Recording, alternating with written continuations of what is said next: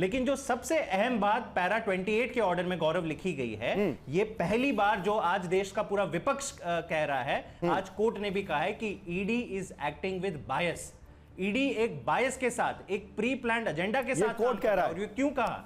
क्योंकि कई सारे ऐसे अक्यूज्ड हैं जो अप्रूवर्स बन गए, और ये जब तक इन्होंने केजरीवाल जी के खिलाफ बयान नहीं दिए तब तक वो जेल में थे। 6 महीने 5 महीने इनके ऊपर सारे टॉर्चर इस्तेमाल किए गए। जैसे उन्होंने केजरीवाल जी का नाम ले लिया, आप बाइज्जत बरी हो जाते हो। और कई ऐसे जो पहले बयान उन्होंने दिए थे बाइज्जत बरी होने के पहले, वो सारे बयान दबाए गए हैं। वो सारे बयान ईडी ने बोला इसके हम अनरिलायबल बयान है, हम इस पे विश्वास नहीं करेंगे। ये जो दोहरा मापदंड है, इस पे सवाल पैदा हुए हैं, और इस पे जब आप इसको पकड़ोगे भाजपा को, ईडी को, ये पूरा का पूरा केस ध्वस्त हो जाता है। इसलिए ये लोग इतने बौखलाए हुए हैं। नहीं, लेकिन जैस्मिन एक सवाल जो भाजपा की प्रवक्ता पूछ रही है, जैस्मिन एक सवाल जो भाजपा की प्रवक्ता पूछ रहे हैं वो ये कह रही है ना कि हाईकोर्ट डिसाइड कर देगा। आप लोग इतना क्यों इसको लेकर आरोप लगा दे रहे हैं तानाशाही का? देश में एक जुडिशियल सिस्टम है, लोअर कोर्ट के फैसले के खिलाफ हायर कोर्ट जाते हैं।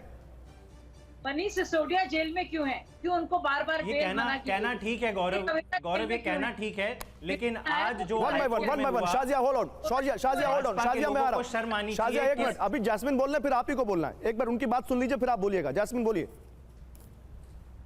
मैं आपको नहीं टोकूंगा शाहजा जी, आप निश्चिंत होकर अपनी बात रखिए।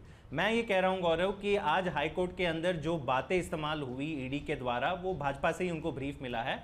इन्होंने साफ साफ कहा कि ये जज बिल्कुल तरह से बेकार है, ये जज का ऑर्डर परवर्स है। मतलब जब तक आपके पक्ष में ऑर्डर अब तक मिले जा रहे थे तब तो आप वाह-वाह कहते हो, जैसे आपके पक्ष में ऑर्डर नहीं आता है तो आप जज पे अटैक करना शुरू कर लेते हो, आप पूरी न्याय व्यवस्था के ऊपर अटैक करना शुरू कर लेते हो, माई वे और हाईवे पे आप आ जाते हो। नहीं तो इसमें बीजेपी कहां से आ गई? की सरकार, मोदी सरकार, इसमें बीजेपी कहां से आ गई? हमारी राजनीतिक विरोधी के खिलाफ ये तो एएसजी कह रहे हैं, इसमें बीजेपी कहां से आ गई? ये कहां का? अरे एएसजी और ईडी कौन है?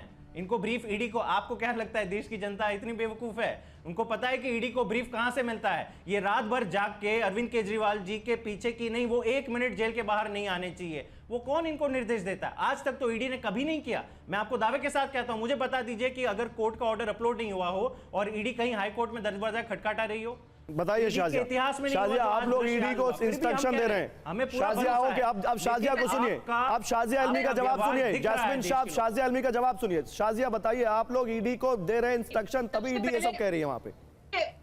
देखिए, बजाय जितना झूठ बोले कि ईडी इनके खिलाफ है, सीबीआई इनके खिलाफ है, दिल्ली के एलजी इनके खिलाफ है, दिल्ली पुलिस इनके खिलाफ है, 3 एलजी आए सब इनके खिलाफ है, केंद्र सरकार के खिलाफ है, मोदी जी को कोई दिखता ही नहीं है इनके अलावा।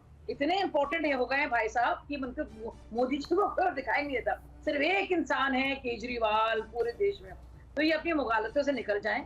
इतने इंपॉर्टेंट आप नहीं है भाई साहब कि सब आपके खिलाफ हो रहा है। ये जो कार्ड आप खेल रहे हैं ना, चोरी और सीनाजोरी ना कीजिए। सब जानते हैं, और कैसे लोग जानते हैं कि आप ये पूरी तरह से स्पष्ट है कि आप सब लोग भ्रष्ट हैं, क्योंकि मनीष सिसोदिया को अभी तक बेल नहीं मिली। अगर जमानत मिलना रिहाई का एक तरह से माना जाए या बेकसूर होने का सबब है, तो मनीष सिसोदिया का जेल में होना, के कविता का जेल में होना, विजय नायर इन सबका जेल में होना, दिनेश अरोड़ा का क्या माना जाए, वो कसूरवार है? नहीं, अगर जमानत का मिलना रिहाई का सबब नहीं है तो जमानत का विरोध क्यों हो रहा है शाजिया? फिर शाजिया जवाब दीजिए। एक मिनट रुके, जैस्मिन शाह रुके, जैस्मिन रुके, शाजिया जवाब दीजिए। अगर शाजिया जवाब दीजिए ना, शाजिया नहीं ऐसे नहीं होता। शाजिया आप बोलेंगे तो सामने वाला का सवाल भी लेना पड़ेगा। अगर जमानत मिलना रिहाई बेकसूरी का सबब नहीं है तो जमानत का विरोध क्यों? आप मुझे क्यों नहीं बात खत्म करने? नहीं, आप ही से पूछ रहा हूं मैं, कोई और नहीं बोलेगा, आप ही बोलेंगी।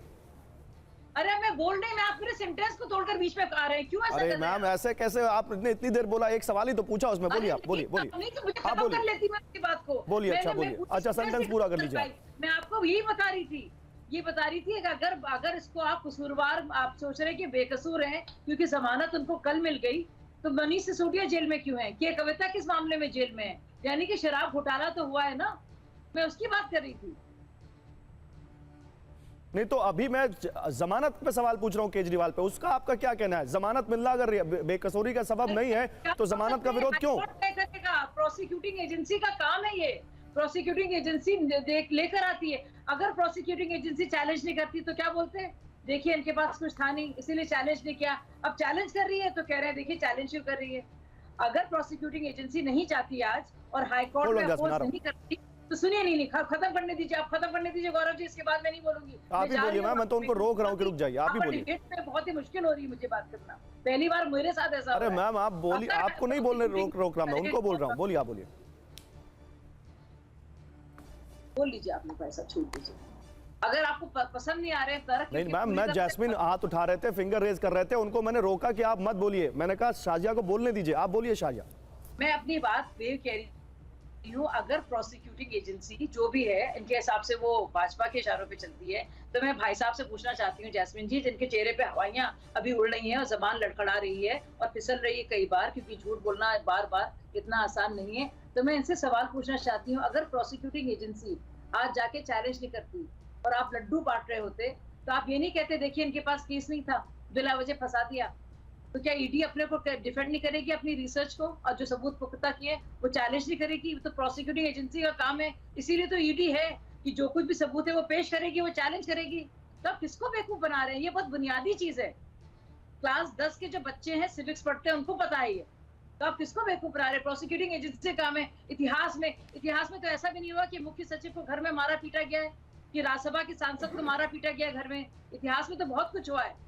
इतिहास में ऐसा नहीं हुआ कि एक सबसे बड़ा भ्रष्टाचार के खिलाफ जो आंदोलन हुआ था उससे निकला हुआ शख्स इतना बड़ा भ्रष्टाचारी बन गया है।